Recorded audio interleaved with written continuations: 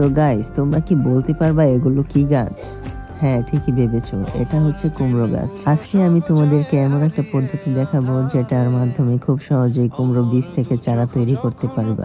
এটা হচ্ছে 2 নাম্বার সহজ পদ্ধতি, কারণ 1 নাম্বার সহজ পদ্ধতি হলো মাঠের মধ্যে কুমড়ো বীজগুলো ঢিল মেরে ফেলে রাখা। তো এই 2 নাম্বার পদ্ধতিটা অবলম্বন করার জন্য আমাদেরকে কিছু বীজ পেপারের মধ্যে নিয়ে নিতে হবে, যেগুলো আমি 20 মিনিট আগে ভিজিয়ে রেখেছিলাম।